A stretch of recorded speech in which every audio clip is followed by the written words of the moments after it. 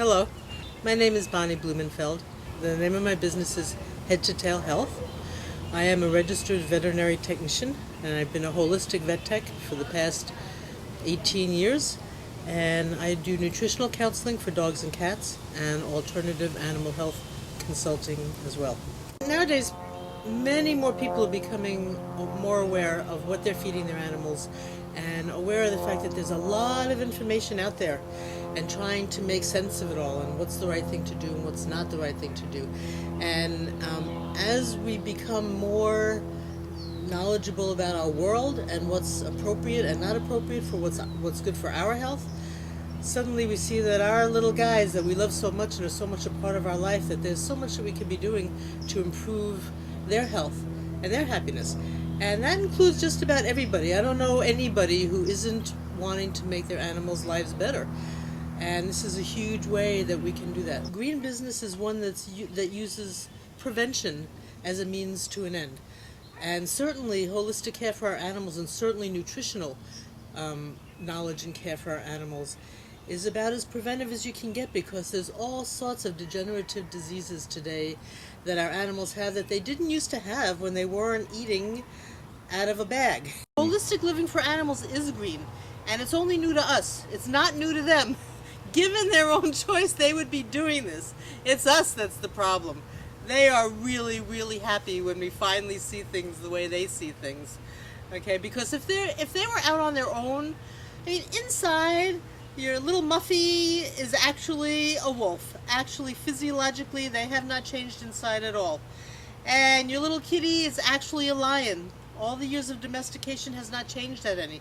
And if they were out there feeding themselves, they would be eating a huge variety of foods. They would be eating rodents, and they'd be eating lizards, and they'd be eating snakes, and they'd be eating birds if they were quick enough, and they'd be eating eggs, and they'd be eating grazing on things, fruit that has fallen on the ground, and on and on. I mean, the variety is huge.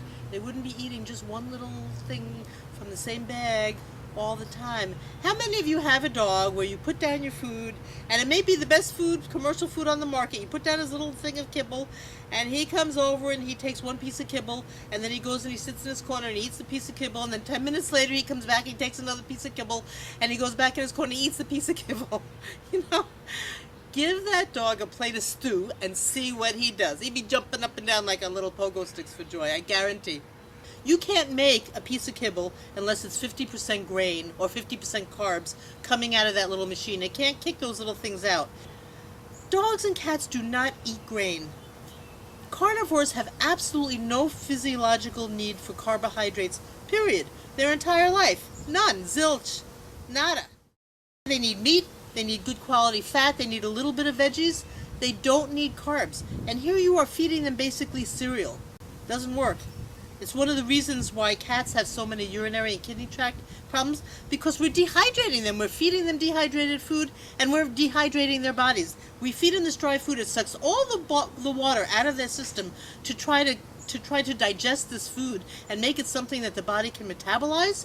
And what happens is inside you get all this dehydration going on, and you get like urine that is concentrated in the bladder because you've sucked all the water out of it. You get crystals forming in there. I mean, it's not just that. It's like every system that you can imagine. It's just not the right thing that they're supposed to be fed. Carnivores are all about meat. They're not little people. They are built totally differently from us. Let me talk for a minute about the myth of kibble keeping your animals' teeth clean. This is a myth perpetrated by the dog and cat food industry because they would like you to eat their food, to buy their food. Okay, first of all, as I mentioned, cats and dogs have very few chewing surfaces. They're not meant to chew. So, and they mostly don't. You might hear little crunches, it's going down, but mostly they don't chew.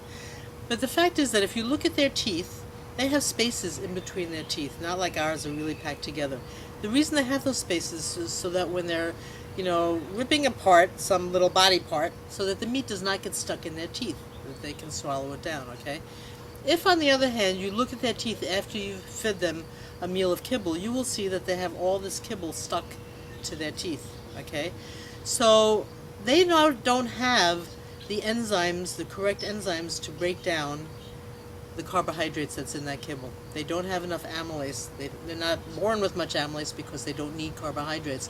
So they can't break down this kibble that's now stuck to their teeth. So it's stuck on there. It's the wrong pH. They can't get rid of it. And what is it doing? It's actually causing dental disease. When you start feeding your animals properly, meaning species appropriate, meaning real food, maybe raw food, but away from the commercial stuff, you can actually see the differences in their health in a very short amount of time.